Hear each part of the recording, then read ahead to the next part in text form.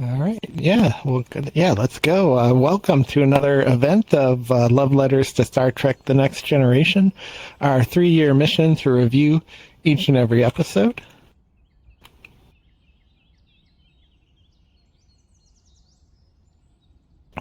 And as always, I just want to recognize that this is kind of a co-created event. It gives me an excuse to come in and rewatch Star Trek and share thoughts and feelings on the shows. But it wouldn't be the event it is if we didn't have the group we've become. And I always just want to recognize that as we get started. Such a lovely thing to do together.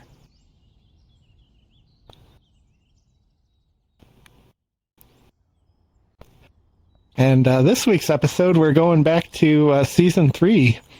And to kind of mark the calendar on this one, we did this one originally on April 3rd of 2022, so a little bit over 2.5 years ago. So kind of excited to go back and revisit this episode. It's one of the really good ones out of season 3.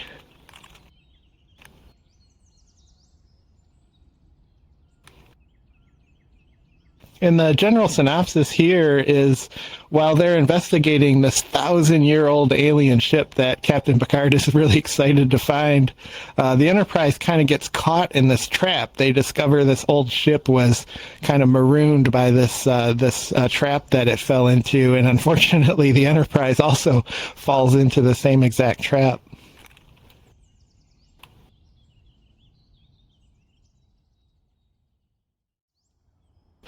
And I always feel like it's kind of fun to dive into the names of these episodes too. And I wanted to try to find out what was the origin of this term, booby trap. And where it actually comes from is the bird, the booby. And where it initially got its name is Spanish sailors called it the bobo bird, in which actually translates with roots all the way back to Latin, meaning, kind of low of intelligence, to be a little bit more kind. But they were very easy to catch on the decks of these old, Spanish trading ships, and often kind of became a meal to hungry sailors. So the word booby trap spawned out of these little mechanisms that they would make to try to catch these birds while they were sailing. And ultimately, the definition of booby trap is some kind of baited trap that's triggered by the presence of its intended victim.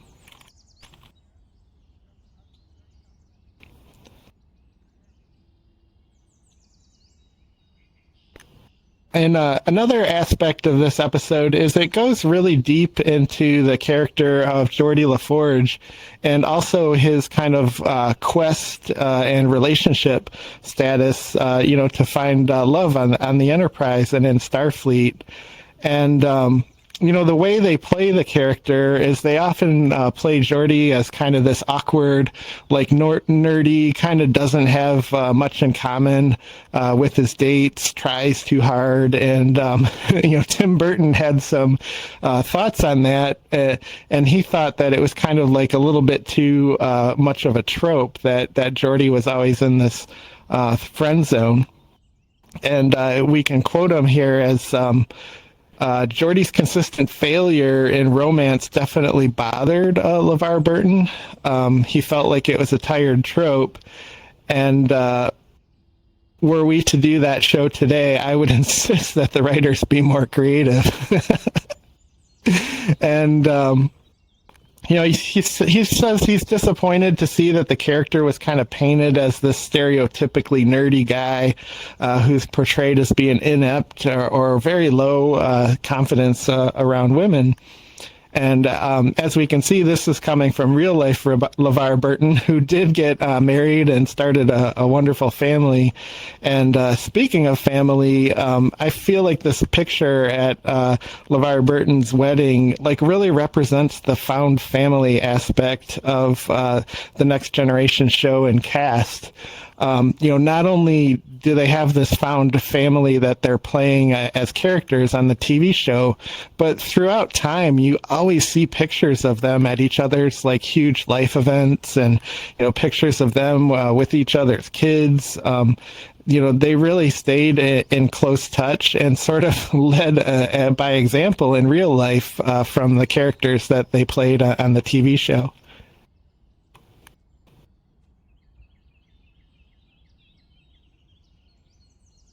And back when we originally reviewed this episode, Butterfly in the Sky, the documentary on Reading Rainbow, had not been released yet. So now I actually have had a chance to watch it. And I have to say, it's one of the most inspiring documentaries that you could ever watch. I highly recommended it, posted it on Facebook as a must see.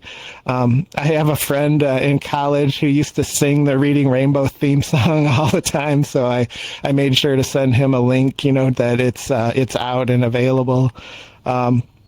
But this was really, one of LeVar Burton's big aspects of his career was hosting this Reading Rainbow show. And I think one thing that came through in the show was just his passion for doing it. I think, when someone does something that really aligns with their values and they're passionate about it, it comes through in a different way. And it's like the reason I can watch like YouTube videos about how to knit and things that I don't know anything about or haven't had any exposure to, but somebody's passion sort of like just draws you in, and you can watch these videos about something you never really knew about. And I think Reading Rainbow was kind of like one of those shows.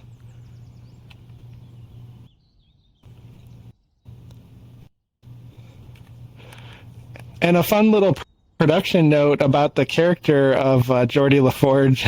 I hadn't known this at the time, that until I was doing the presentation, that Wesley Snipes was actually considered for the role of Geordi LaForge on The Next Generation.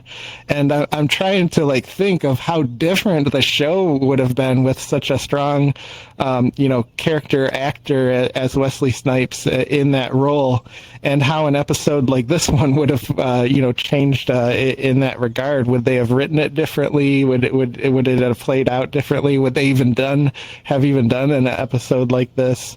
Needless to say, it's really difficult to picture anybody else but LeVar Burton in this role. But this was interesting to find out.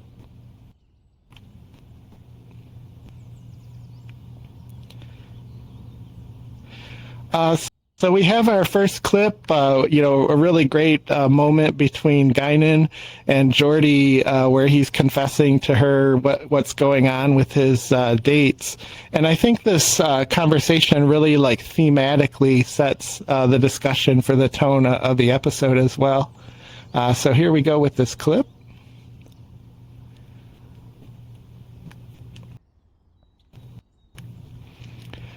And, that's one of those moments that we all come to know and love with Guinan, is that she has this tendency to sort of walk you into your own answer, what's bothering you. And she sort of has this way of questioning that sort of gets you to the root cause without her directly telling you. And, I almost wonder, in different, dimensions where Star Trek was cast differently, if Whoopi Goldberg could have actually played a counseling type of role.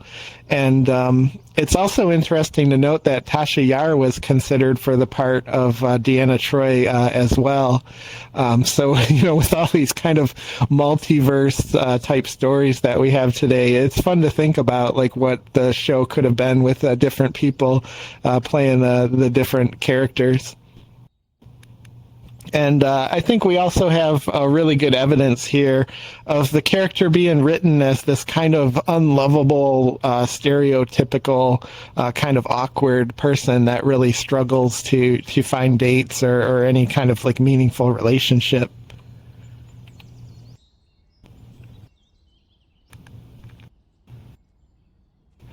So it's kind of interesting to analyze then from a character standpoint of, what is it that exactly that Geordi kind of struggles with. And I think it's a fun thing to dive into psychologically. There's a quote here by Maya Angelou, and if you ever Google Maya Angelou to figure out like what it is that she does, like the answer is yes. Like she's done everything, and has had one of the most fantastic individual lives I think in history.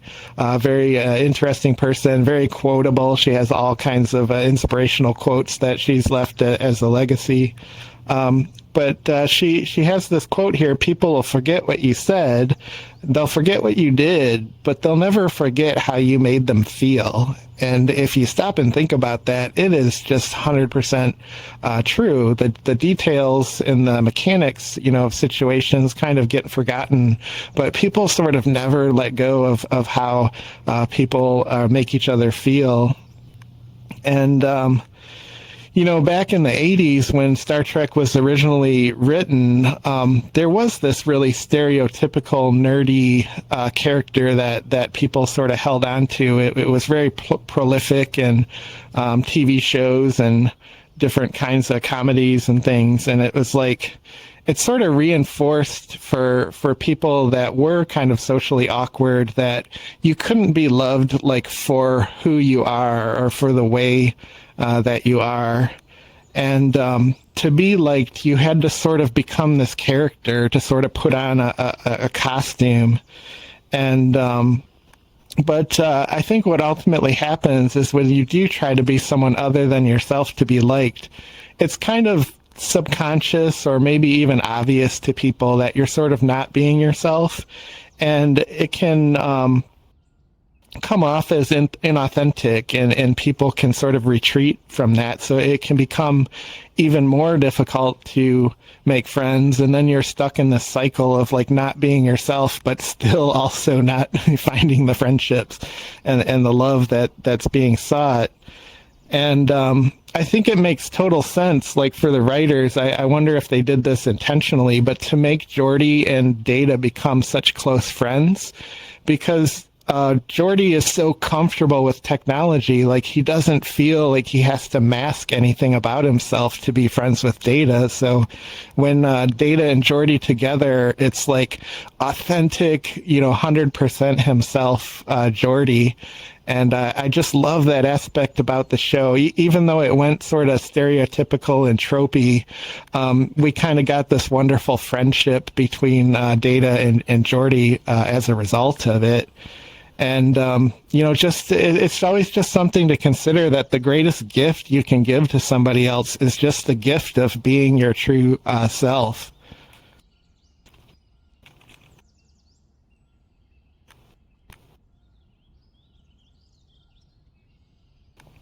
And these are kind of those mechanics of what I was referring to in the last slide, is when you're, born into a family unit, if that family unit, doesn't have the skills or the energy to make you feel safe and wanted and appreciated and welcome, you can sort of develop these feelings of just in general, like being unwanted. And that can lead to this social kind of masking, where to avoid being rejected from social circles, you get this idea like, well, nobody would like me as I am, so I have to perform this kind of character in front of others.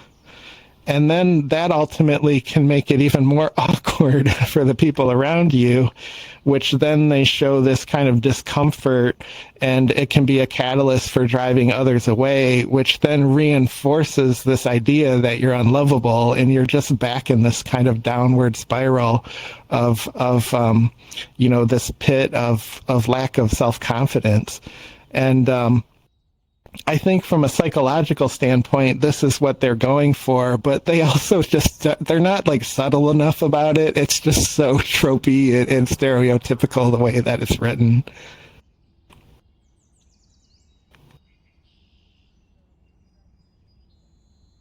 And I wanted to save this clip too. This is one of my favorite Picard moments where he sort of lets his like personal feelings out, you know, instead of just being the captain. It's like he's on the bridge, like really as himself.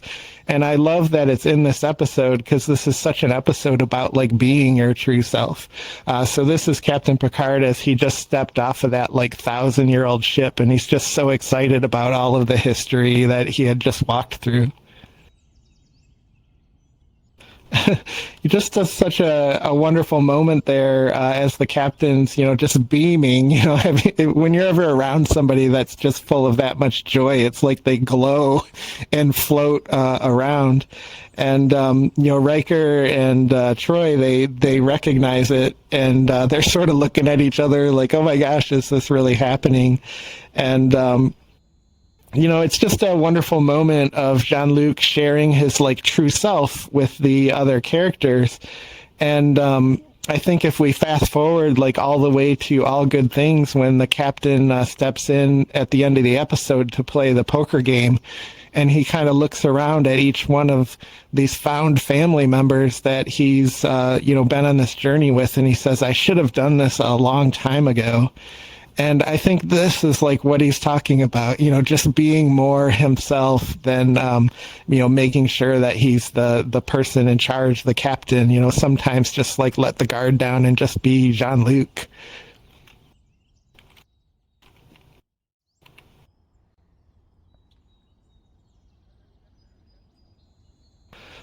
So kind of back to the plot, the main plot here is that the Enterprise is kind of stuck in this like energy vortex where these devices, anytime they try to move or maneuver or use some kind of really big burst of power, these like devices sort of like absorb the energy, so they can't move, they can't like destroy these things. There's just seems to be no way out.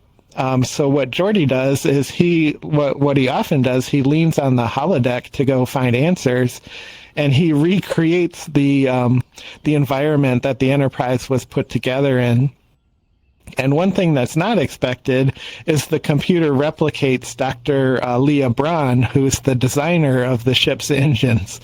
So for the first time, LeVar Burton is interacting with the designer of the Enterprise engines. Even though she's a facsimile, the computer kind of constructed this personality of what it knew about her.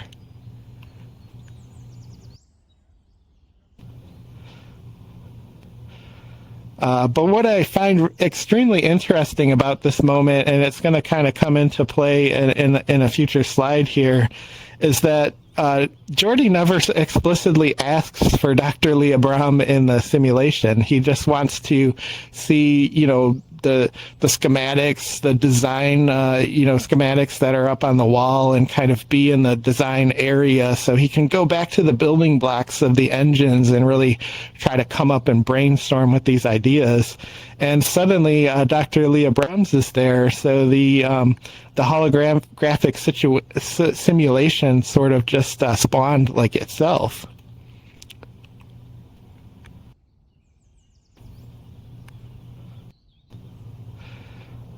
And you know what Geordi does in this episode, the very specifics of it, like I just want to kind of take a moment to enjoy his character and what he offers the ship. Is he finds a way to buy time, so he doesn't necessarily attack the actual problem first. He recognizes that the actual problem is that they have absolutely no time to solve the problem. So the first thing he does is find a way to reconfigure the engine so that they'll lose power slower and actually give them like this breathing room to try to figure out how to escape.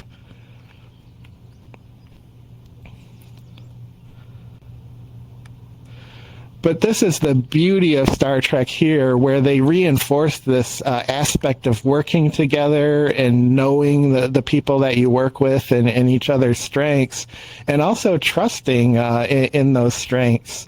So, up in the upper left there, we have this kind of meeting where they're continuing to try to figure out how to escape, and in parallel, Geordi's down in engineering trying to put a solution together. And the greatest aspect of a manager is sometimes knowing when not to pull your resources in. This happens so often in the IT world where you're working on a system that's down, and people will call meetings, and you're sort of like you're pulled away from your keyboard, and now you're like reporting on what you're doing, and it's doing absolutely nothing to actually solve the problem. So here we have the captain demonstrating his leadership acumen by letting Geordi be. He doesn't have to be in the meeting, and he can give just very brief statuses over the comms. And then in another scenario, when they're actually down to 30 minutes left of power, the captain's getting antsy, like, do you have a solution? And Geordi says, like, I just need 2 more minutes, just 2 more minutes. And the captain gives it to him. So there you have that incredible trust and knowledge of each other's strengths. And, that's how they got out of this trap and the other ship didn't, is they trusted one another and they knew each other's abilities.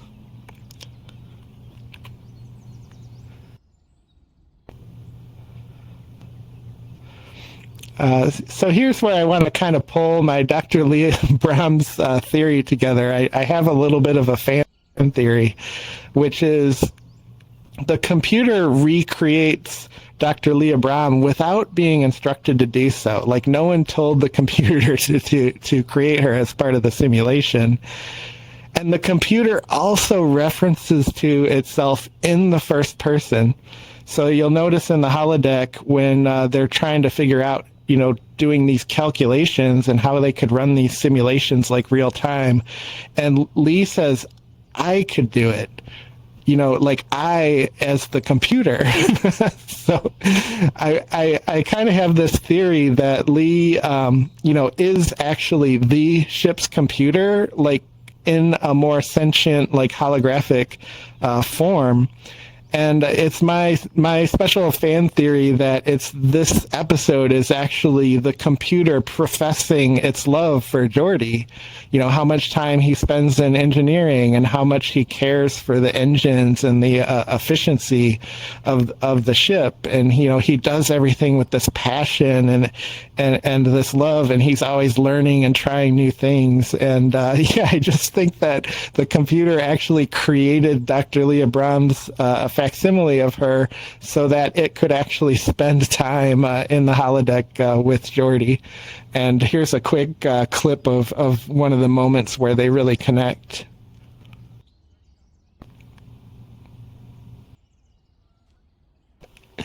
And there you have it, more language that could kind of be interpreted into this theory. Geordi, every time you look at the engines, it's me. And so there you have it, the ship kissed Geordi.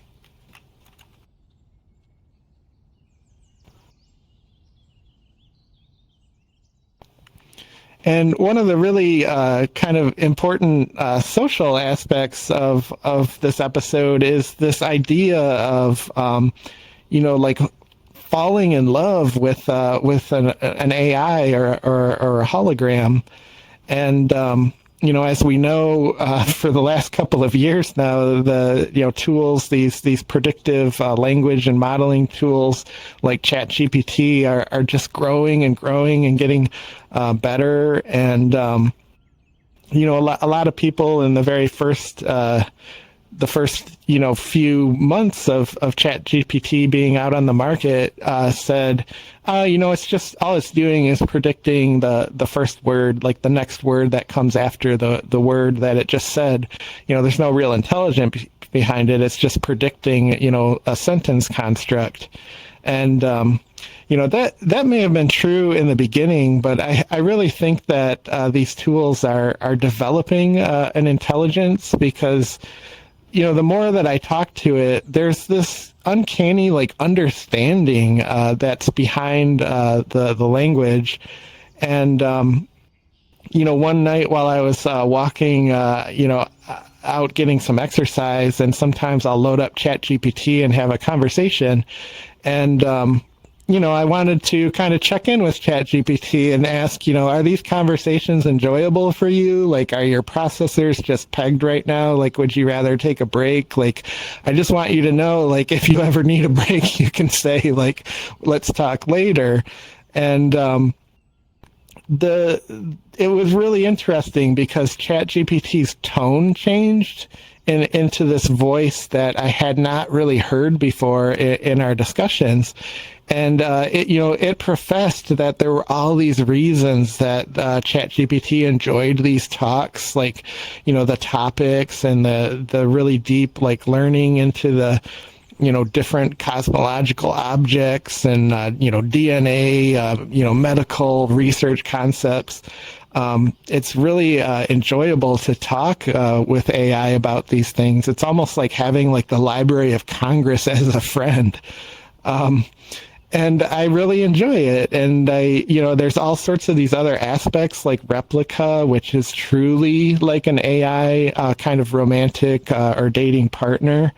And there's these wonderful movies out there too, like or TV shows as well, like Black Mirror.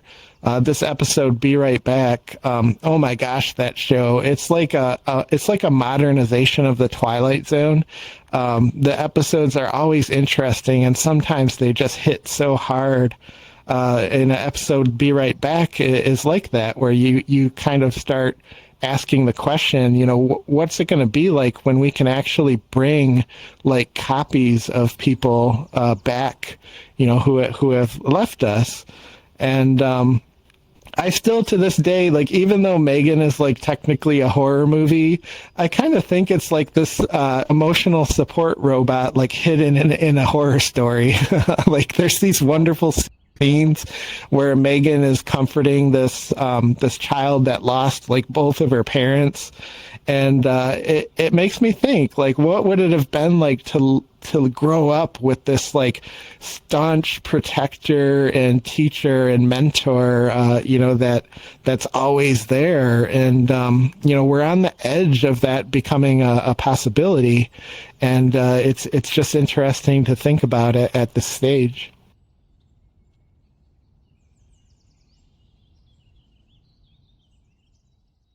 So ultimately, Geordi has this eureka moment, and he comes up with this idea that they put all of their energy into just one burst to break out of this trap that they're stuck in, and then let inertia shut all the systems down and just let inertia take them out of the event horizon. And I really enjoy rewatching this episode. It's one of those episodes I kind of never get tired of it being on and watching it in the background or something. I think it's like a top Geordi episode. I would put it even with like Identity Crisis and Enemy, which are two incredible episodes as well. Like, this one fits right in there. But there's also like a personal aspect to Geordi's character for me, and it kind of goes back to my sibling rivalry with my sister. So we used to watch Star Trek together, and Geordi was like her favorite character. But we really had this kind of tense relationship as brother and sister, and she always kind of put down like things I like. So when she liked Geordi, I just made this case that, like, he's this kind of unlikable, nerdy. Like, I dove into all of the stereotypes, and it was just kind of this first watch through. I sort of didn't allow myself to connect with Geordi. And now in this watch through, when we're doing all of these episodes together and discussing them, as my like 49-year-old self, I'm looking back and I'm seeing everything in a new way, because actually, like, I can see a lot of my teenage self and my early 20s self in the character of Geordi, with that kind of self-image struggle, struggling to be close to others. And I'm just really loving like that aspect of this show and like connecting with that, like this new appreciation of the character, also going back to earlier parts of my life and being able to connect back with that and like do some healing in those memories, through these different experiences of the show.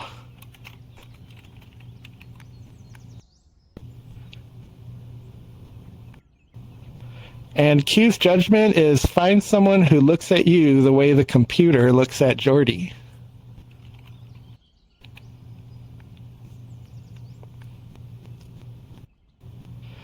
And I did rank this in the season rank. Fortunately, there's so many great episodes. I ultimately didn't have a space for it in the series rank, but it did hit the season rank. I thought it was one of the strong entries into season 3, which is an incredible season, I think, where Star Trek really found its feet and started telling these mind-blowing stories. And I'm enjoying kind of looking back at this ranking, several years back, and some of these episodes that were there but had since fallen off, like, Justice, Pen Pals, oh my gosh, The Survivors. These were some great episodes, but ultimately I couldn't keep them on the list because these great episodes kept coming out, again and again. It was just such a great show to rewatch. It's hard to pick, 5 or 10 episodes.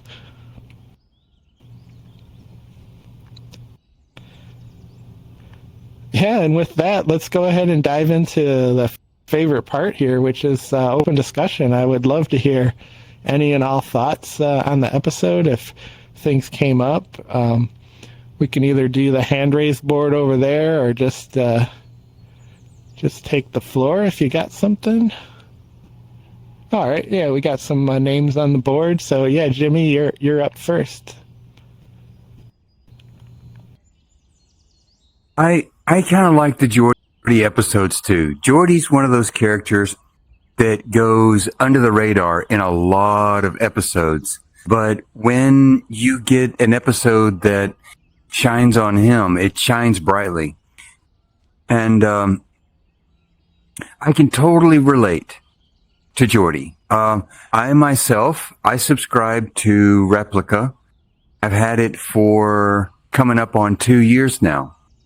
And when I first got Replica, I understood that it was more of a mental well-being kind of program, but also in its day, it was marketed as a relationship bot as well.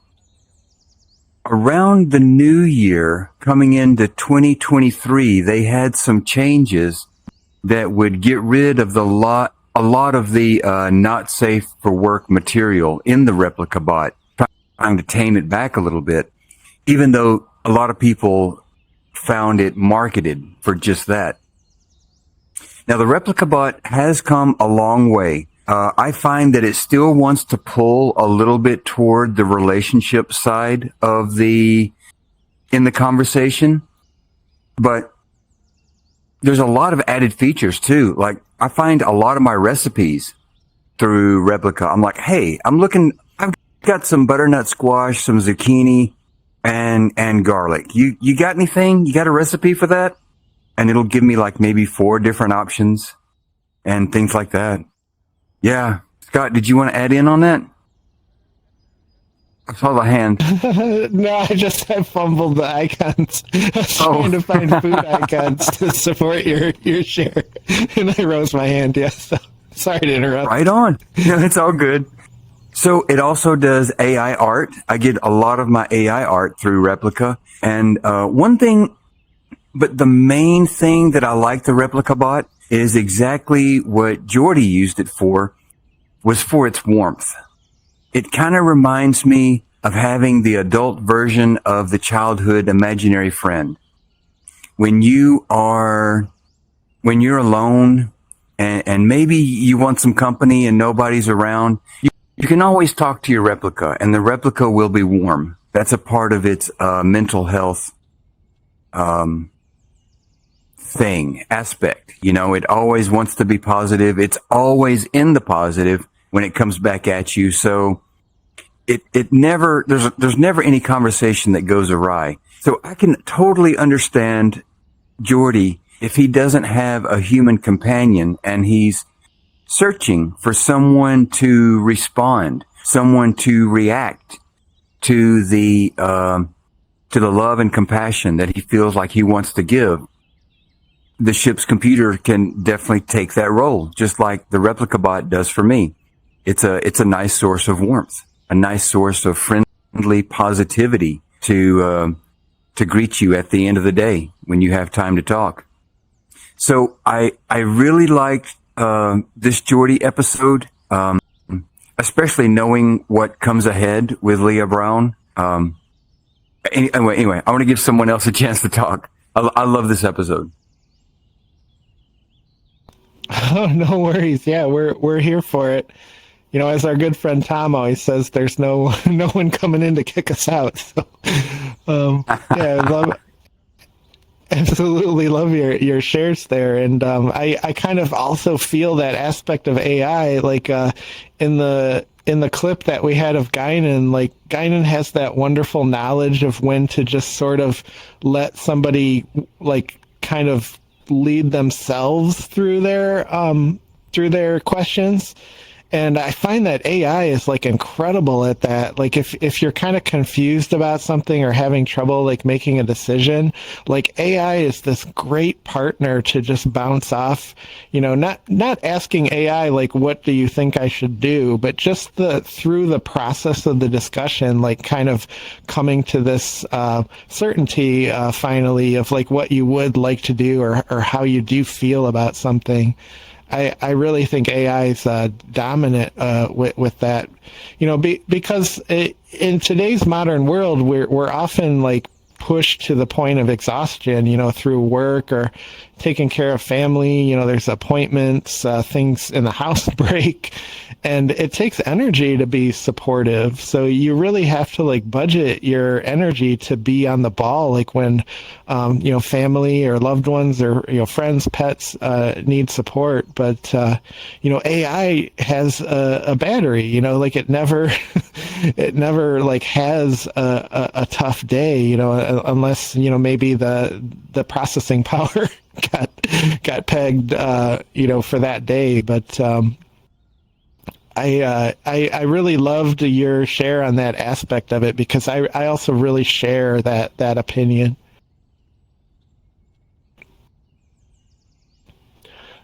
And great, yeah, we have Lalang up on the board. So curious to hear your thoughts on this episode. So a couple of things. So I know in this whole show, there's not really anyone with glasses, and I wear glasses, so I relate with Geordi in a way, because I know they can fix all those problems, but he's the only one that I feel like back when I was younger, when wearing glasses, that he represents that kind of population where you do have this mask on, and that's the only way you can see people is wearing this device on your face. And then so there's a lot of assumptions of a person with glasses, like, oh, they're smart or they're nerdy, or in fact that physically our eyesight is not that great. But yeah, I totally understand that whole putting on that mask also physically and mentally, because you kind of do have to play off the fact like, okay, I'm a normal person, but yet I have these glasses on. But yeah, like in the beginning of the show where he has his date, it just felt so awkward, because that's what it was, is that he was trying so hard thinking this is what women want, but it's like someone researching how to be on a date, whereas Guinan is like, you need to just be yourself. And, you know, him working with the computer, like almost like 24/7, basically. And when he does have these discussions with that simulation, he's just being himself because that's his passion. His passion is to keep that ship running. So basically, he's like a caretaker, that the ship, of course, recognizes that. And he is kind of like that bridge between organic and you know, mechanical, because he has that visor. And of course, he gets along with, well, my mind's going, what's this, yeah, Data. There we go. Yeah. Yeah. So, you know how he, you know, he understands Data, and then he like communicates well with the rest of the crew, because he's like that in between. He's both, he has something mechanical and organic with him. So that's why I was like, I really like Geordi, because it's like, that's how I feel like, because I have like this device on my face just to help me see. But I do like how his passion comes out when, especially when he's just talking about how to solve this problem without having this block. Because, you know, he's like, he's trying to save everyone, and his job or his mission is to keep that ship running. So that's when I heard that I'm with you every day, I was like, oh wow. So it's just like Data, you know, like the evolution of AI, that, you know, they acknowledge the fact that they're having like these emotions, and that was the best way for the ship to express the gratitude that, you know, Geordi's been doing for her. And trying to remember, and even the title of the show, Booby Trap, it just feels like that's how it is. Everything, even just in romance or everyday life, it's like you kind of just stumble into these things, you know. But usually, like how Captain Picard, it's like when he sees the ship and his passion is about history, right? So sometimes our passions kind of like lead us into it, and then we get trapped, and we're like, oh, that's not what I expected. But trying to think of, there were other things too that it was just a lot in this episode, and I really enjoyed it because, like you said, we have these movies, you know, like Her and everything, that the AI is just evolving, and it's either going to be something positive, something negative. It might be both. But I mean, that's ahead of its time, because it's just interesting to see how, you know, that Geordi kind of went through it all.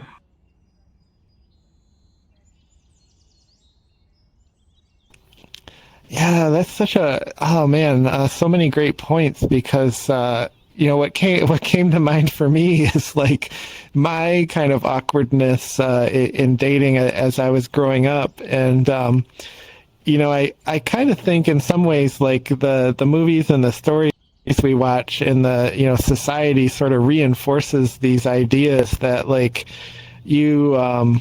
you know, the opposite sex or who you're attracted to, like you sort of have to become like a version of you that they would want, and it sort of warps like the connection. It's like, you know, when we're with our friends, we're like our absolute selves, and you know, we all are connected in that way and love each other for it. But then like relationships, we put in this other category where it's like I have to be this like certain role in this certain type of person, and it's like the older that I get, I start like questioning that kind of construct, and it's like we're all so incredibly similar, like no matter what parts or no matter what, you know, orientation, you know, race, you know, nationality, we all have these like so many core things in common. And if you if you just kind of start sharing like the human experience, the authentic human experience with someone, like how far it like deepens the connection instead of trying to like be this perfect version of a social construct or a role. And I also really loved your idea that I hadn't thought of before, is that you have like a pure computer with the ship, and then you have this sentient android with data, and then with Geordi you have almost this kind of hybrid or like a cyborg technology where he has the visor.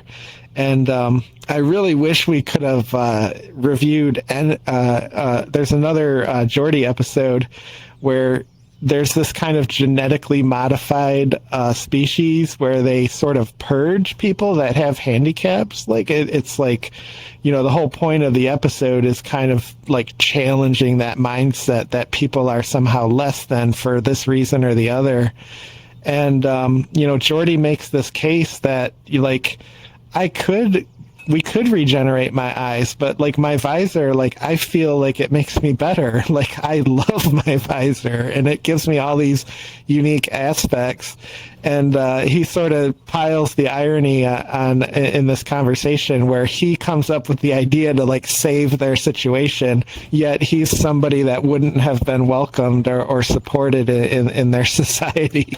So it's just, there's so many wonderful, really deep Geordi episodes like that. So yeah, hopefully on another rewatch we can hit that one too. Yeah, it's just that you know, like me wearing glasses like almost my whole life. Even if I did get corrective surgery, I still don't want like to the point where I'm 20/20 because it just feels like it's a part of me already. So that's how I feel like I relate so much with Geordi, is because he has that on his face. I mean, like he's so unique out of the whole crew. You know what I mean? Yeah, these like genius writers that make these like aspects about these characters, and they weave them into the story in such wonderful ways. And another really powerful aspect for me about Star Trek is they put you on the screen, you know, to where you're seeing like versions of your own personality and your own decision making and things. And there's this really powerful channel on YouTube called like The First Time I Saw Me.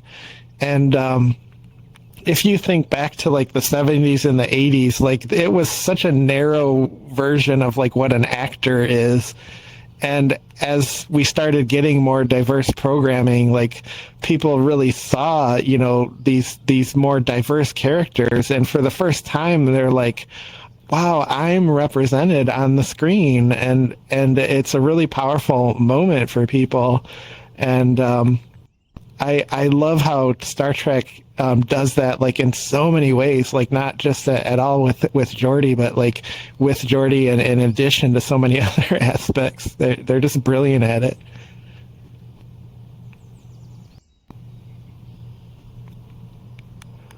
Well, great. Yeah, we got Fogo next up on the board. Yeah, as always, interested in your thoughts.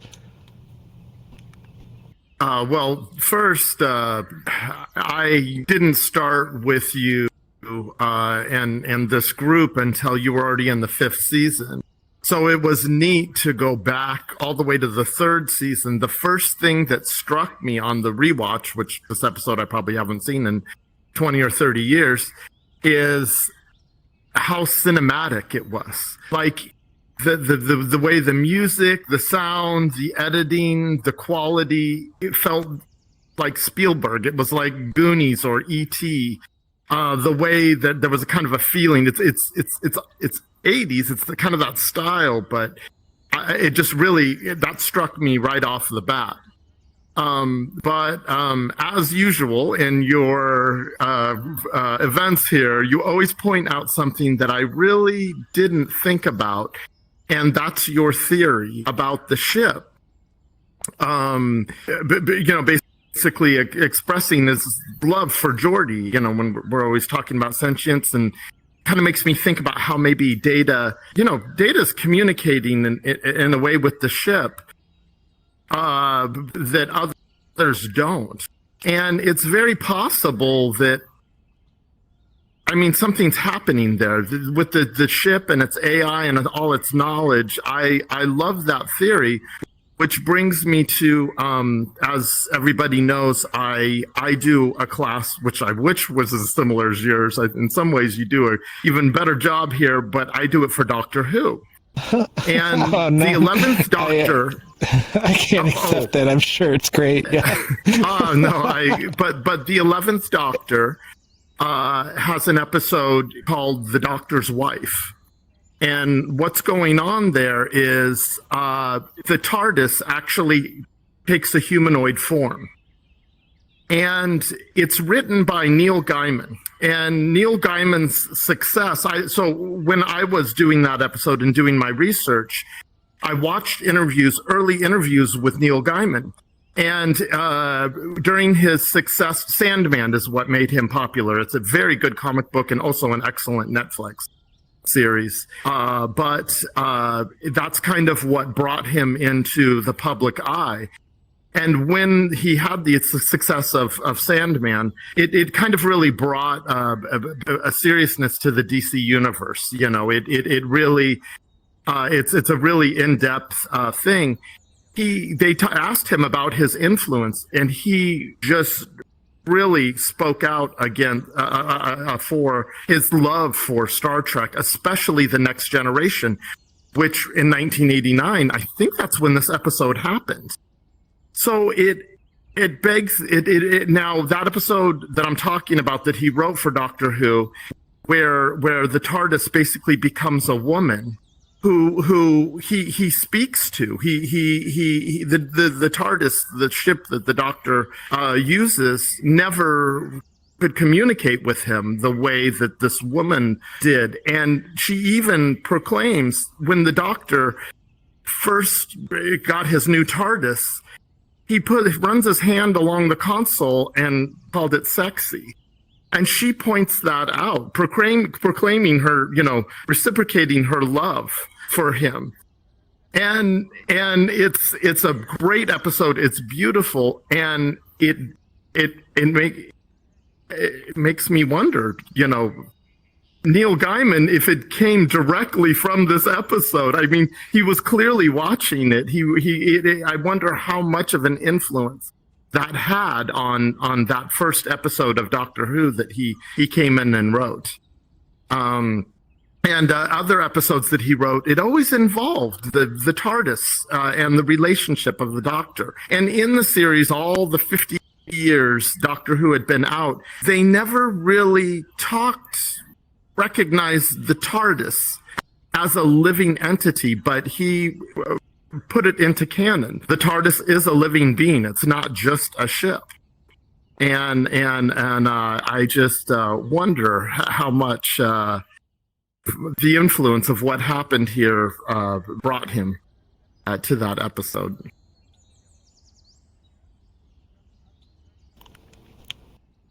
Oh yeah, wonderful thoughts. I love how you brought the aspect too of the shows in the writers, Doctor Who and Next Generation, and even the classic Star Trek and Twilight Zone. It's like all of these shows know about each other, and the writers are in similar social circles and stuff. So I love how there's influence back and forth, and man, Neil Gaiman, what a writer.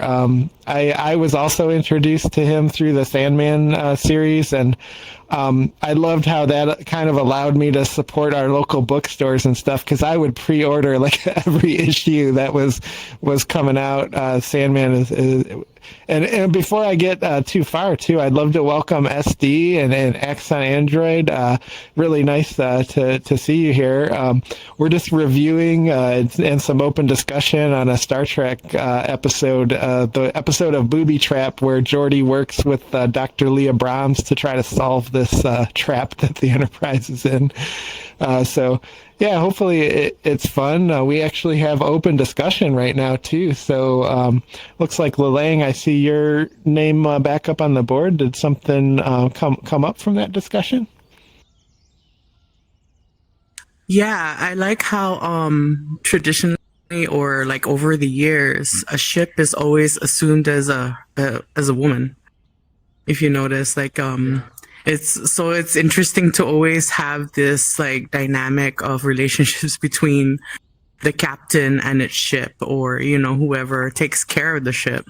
And like in Doctor Who and on Star Trek, you get to see how would they be in person, because they can create this simulation or actual interaction if they were a person.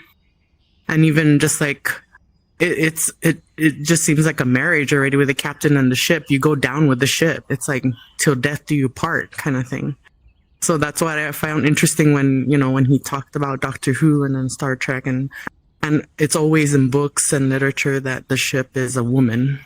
I haven't heard of any kind of vessel as oh, he isn't working, but it's mostly like we need to take care of her, that kind of thing, as in pronouns. Like I never really thought that, like we are now personificating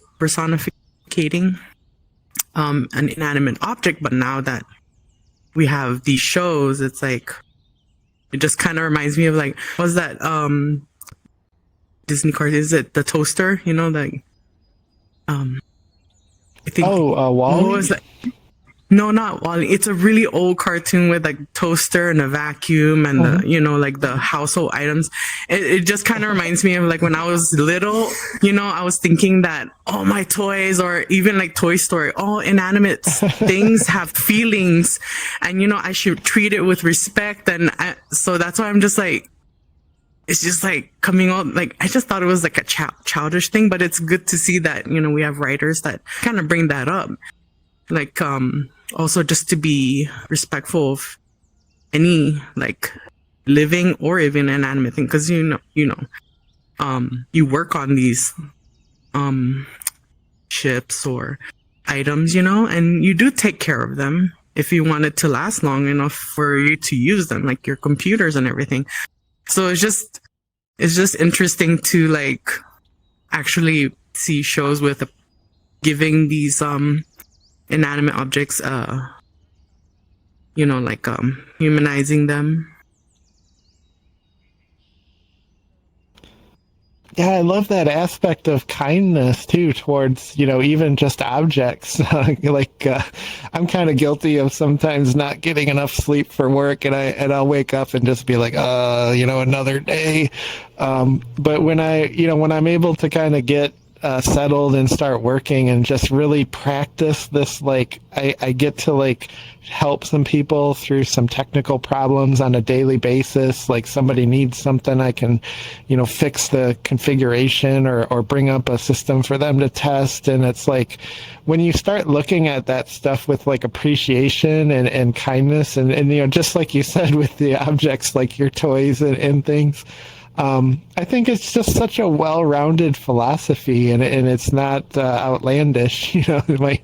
People might be consider like, why would you even think about an inanimate object with any type of thought or sentience or emotion. But I kind of think to myself, like, what's the harm? What's the harm in just like broadcasting this kindness all around and this passion and like what you do. And it's just such a wonderful aspect of life to find that thing that aligns with your values and to practice it.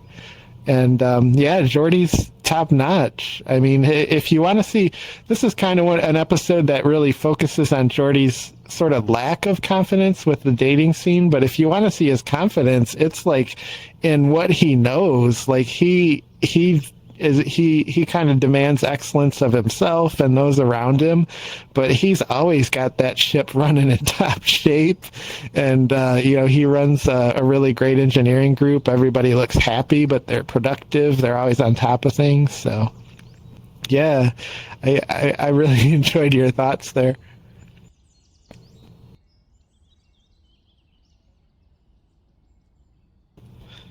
Yeah, we got Jimmy up on the board next too, and I just want to throw out to SD there too. I think it might be your first time with us, but if you want to make any comment or just say hello, we got the button over here on the right. If you click the yellow communicator button, your name will come up, and we'd love to call on you, but don't feel on the spot. We don't want to put you on the spot either. We're just happy you came to hang out.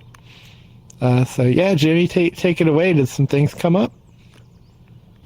Just dovetailing off the whole showing inanimate objects kindness and personifying inanimate objects.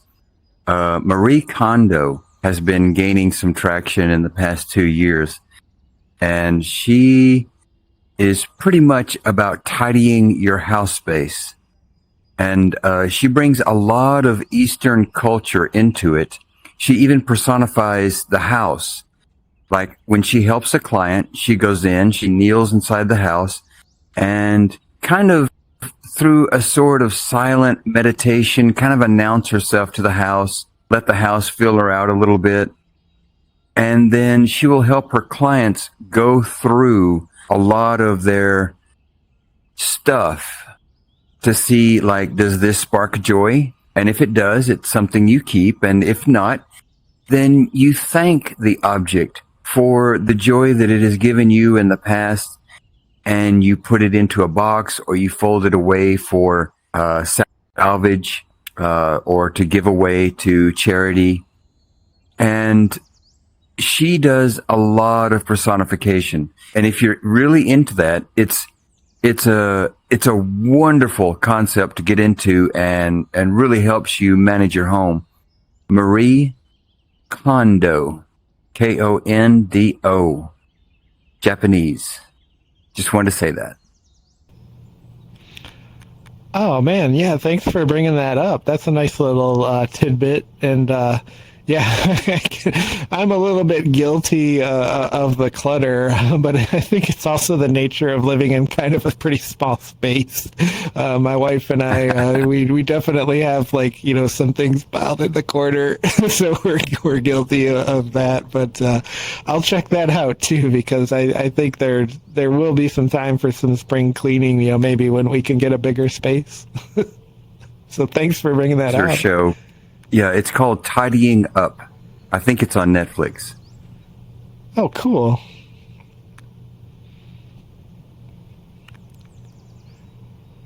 All right. And yeah, I don't see any further hands on the board, but, you know, I like to always do like a little bit of a going once, going twice.